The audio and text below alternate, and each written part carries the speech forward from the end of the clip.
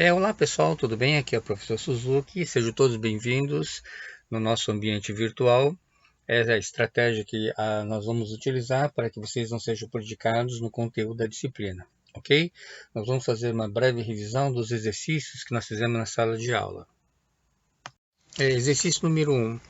A indústria brasileira de papelão do lado produziu, em 1997, 2 milhões de toneladas, dispondo-se de 15.466 empregados.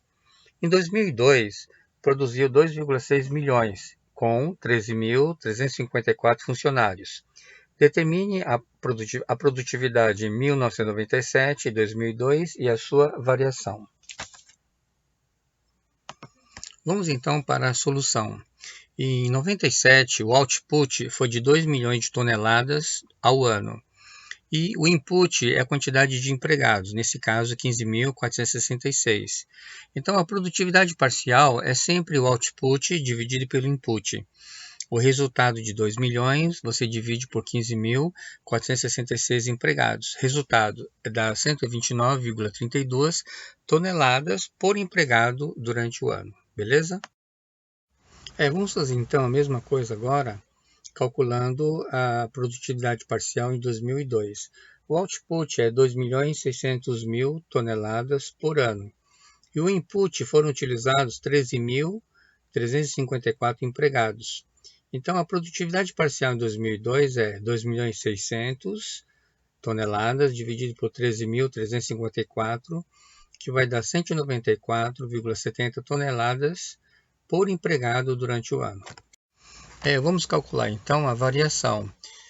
Você pega a produtividade parcial do segundo momento, de 2002, que foi 194,70, vai dividir por 129,32, o resultado menos 1 vezes 100, ok? Então dá 1,505 vezes 100, significa que teve um aumento na produtividade de 50,5%. Muito bem, então nós vamos deixar um exercício para vocês fazerem em casa, beleza? É o mesmo raciocínio, só mudei os números.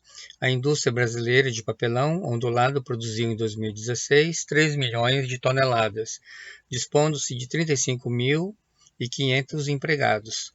Em 2018, produziu 4,2 milhões, com 30.200 funcionários.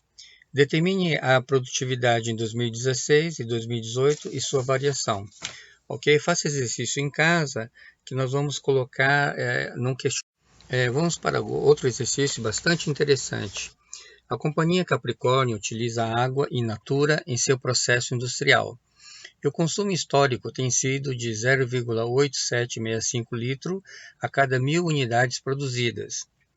Uma melhoria no processo industrial reduziu este consumo para 0,8432 litros. Determine a produtividade antes e depois da alteração. Vamos então para a solução do problema. No primeiro momento, foi produzido 1.000 unidades, que é o output. Então você pega sempre o output dividido pelo input. O resultado, o que sai é o resultado, 1.000 unidades, e foi utilizado 0,87651 de água. E fazendo a divisão, você tem uma produtividade parcial de 1.140,9 unidades por litro, beleza?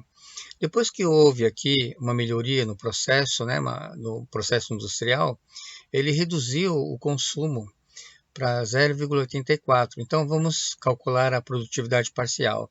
Você pega o output de 1.000 unidades e divide por 0,84321.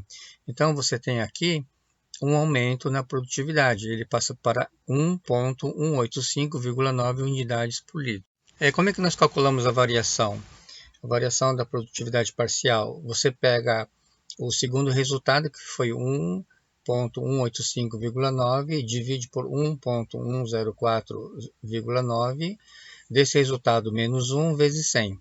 Então, nós temos aqui um aumento na produtividade de 3,9%. A seguir, vamos para a seguinte questão. A companhia Capricórnio utiliza água in natura em seu processo industrial.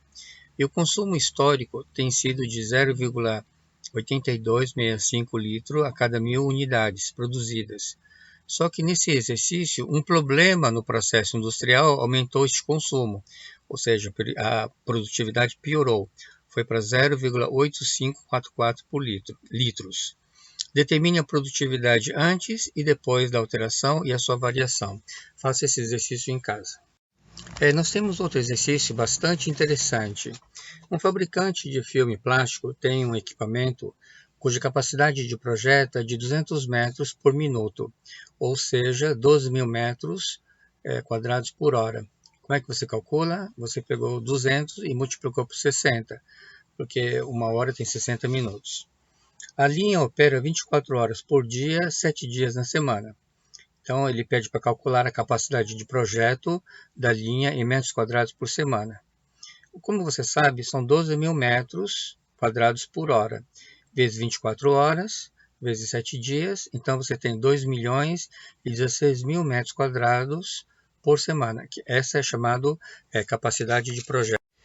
Nós temos a seguir os gastos que foram feitos durante a semana. Foi registrado o seguinte: tempo setup. O tempo setup é aquele tempo que foi levado para que você pudesse calibrar as máquinas. Então, houve uma parada de 20 horas na semana. Aí nós tivemos a manutenção preventiva, que foi planejada, 16 horas na semana.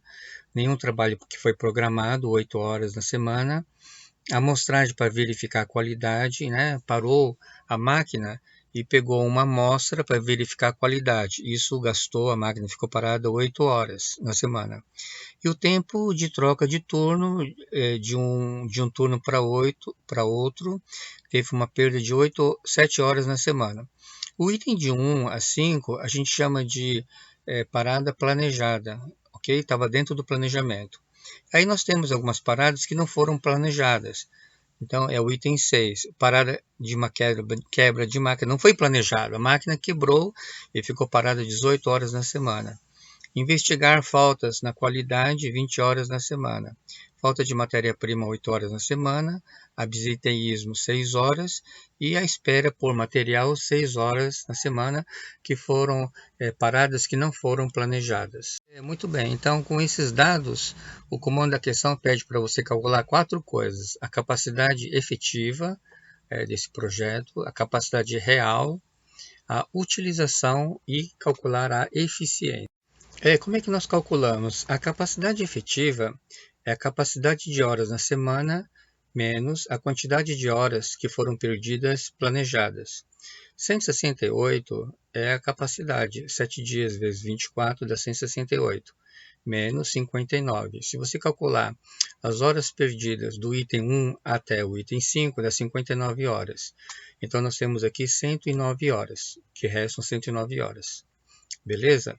Aí você pega 12.000, que é a capacidade por hora, multiplica por 109, você vai achar aqui 1.308.000 metros quadrados durante a semana. Beleza? A capacidade real é a capacidade efetiva que você calculou, menos as perdas que poderiam ser evitadas, que são aquelas perdas não planejadas. Então, você tem 109 horas, que é a capacidade efetiva que você calculou, menos 58. Se você pegar o item 6 até o item 10, ele vai dar 58 horas.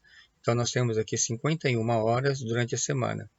Então, a capacidade real é 12.000 metros por hora, vezes 51 horas, que dá 612.000 metros quadrados durante a semana.